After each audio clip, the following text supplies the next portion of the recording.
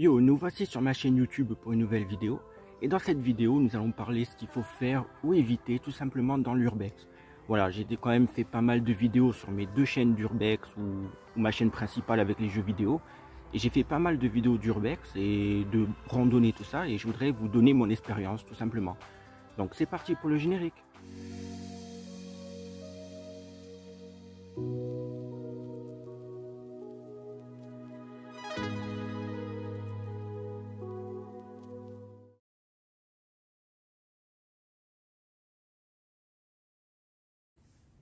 Donc déjà pour commencer, quand vous faites de l'urbex ou quand vous essayez de visiter une zone un peu bizarre, ne le dites à personne dans la vidéo, voilà, ou dans les réseaux sociaux.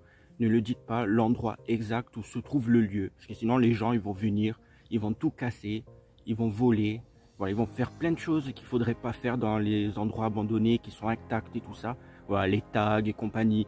Voilà, il faut éviter de dire tout ça, sinon les gens ils vont venir, ils vont tout casser.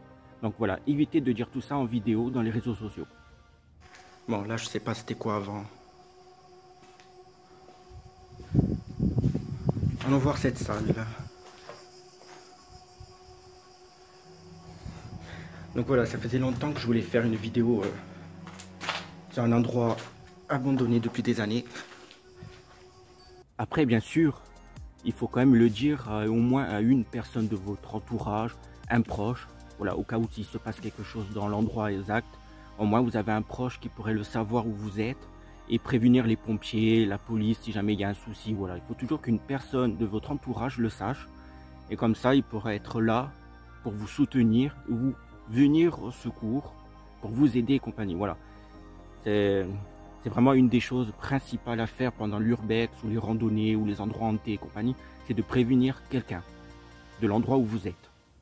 Donc logiquement ici, comme je vous ai dit, ça servait de laverie pour le linge, lingerie. Enfin, voilà, les femmes du village venaient nettoyer leur linge ici avec l'eau de l'Oritz.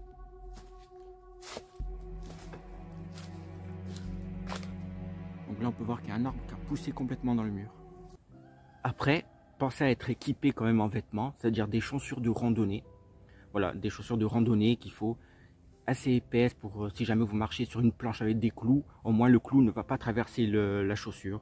Voilà, il faut vraiment être équipé au niveau des vêtements, donc être habillé en pantalon, avoir au moins un pull ou une veste de sécurité au cas où si vous tombez dans un trou, vous marchez sur un clou, ou voilà. Il peut arriver tellement de choses pendant l'urbex. Voilà, le danger est de partout pendant l'urbex. Même si c'est une zone assez fréquentée ou non, le danger est vraiment présent, il faut vraiment être équipé. Ça peut être trop dangereux sinon. Propre. Je suis vraiment pas déçu d'avoir retourné cette vidéo en fait. On va pas rester longtemps vu que c'est squatté, je sais pas exactement si les gens vont revenir. Là on voit bien le plafond. Le plafond en bois. Il a pas pris tant que ça le feu, alors ça a été nettoyé. Donc il y a un matelas, je sais pas ce qui se passe ici, j'ai pas envie de savoir. Là-bas il y a des bouteilles d'eau. Après, si jamais vous êtes dans une maison, allez, imaginons que vous êtes dans une maison et que vous entendez du bruit. Et cachez-vous. Voilà, ce n'est pas un fantôme ou quoi que ce soit. Cachez-vous dans une des pièces ou si vous pouvez vous enfuir, enfuyez-vous. Voilà, maintenant si vous êtes à l'étage, voilà, vous êtes à l'étage et qu'il y a quelqu'un qui rentre dans la maison en dessous, forcément, essayez de vous cacher. Mais si jamais vous n'avez pas le choix parce que la personne va monter, sans savoir qui c'est, si ça peut être une personne dangereuse ou pas, ben, faites semblant que vous êtes en live avec votre téléphone. Voilà, si vous êtes en live et que vous parlez devant la caméra, peut-être que la personne ne va pas tenter de faire quelque chose de mauvais, tout simplement parce qu'elle aura peur d'être vue en caméra, en live, donc avec des milliers de personnes, être prévenue par la police et être arrêtée.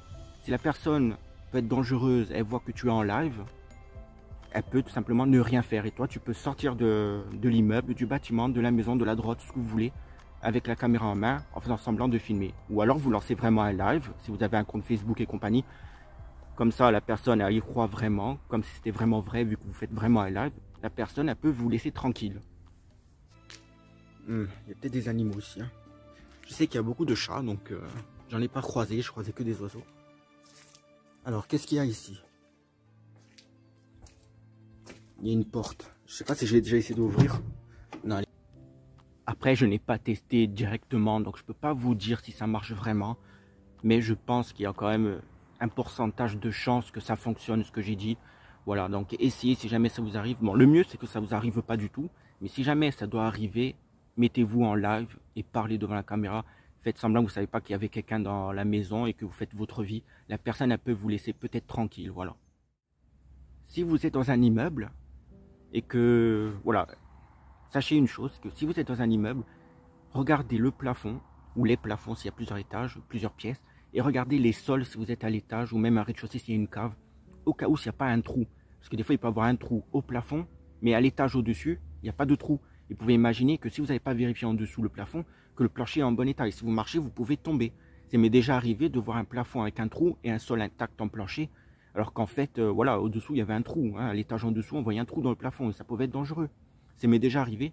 Donc, si vous êtes dans une maison, un immeuble, regardez à chaque fois où vous marchez, les plafonds et les sols à chaque fois. Pareil pour les escaliers et compagnie. Vérifiez à chaque fois, parce que si vous traversez le sol, là, à mon avis, c'est foutu pour vous. Beaucoup de changements. Hein.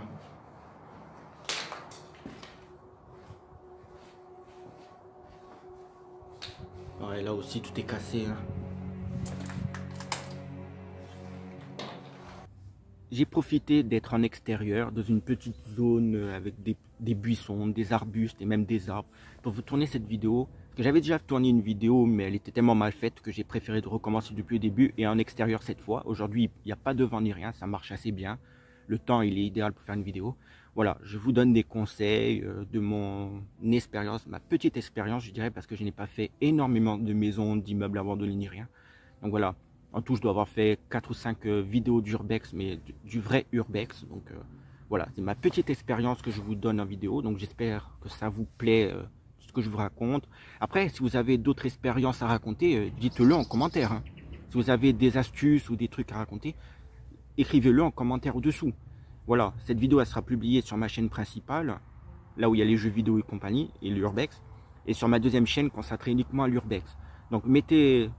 Là où vous regardez la vidéo, mettez en commentaire ce que vous en pensez et si vous avez d'autres astuces, voilà. Bon, après, ma dernière info que je pourrais donner, je dirais, n'allez pas en urbex ou en randonnée s'il pleut. Voilà, s'il y a du vent qui est annoncé, s'il y a une alerte à quelque chose. Voilà, hein, parce qu'il y a des arbres, la foudre, voilà, hein, pas besoin de faire un dessin. N'allez pas en randonnée en urbex si le mauvais temps est là. Hein. Même s'il fait beau et qu'ils annoncent dans 1 heure l'orage, évitez. Ça peut être complètement dangereux et j'imagine pas le danger qu'il pourrait avoir si vous prenez la foudre ou un arbre qui tombe ou un morceau du toit qui tombe dans la maison si jamais il pleut trop. Voilà, évitez tout ça. Moi j'évite quand il fait mauvais. Bon, quand il y a le vent, des fois j'y vais parce qu'il y a tout le temps de vent dans ma région et chaque fois j'y vais pas quand il y a du vent, j'y vais jamais. Voilà, donc la plupart des vidéos en extérieur, il y a tout le temps du vent.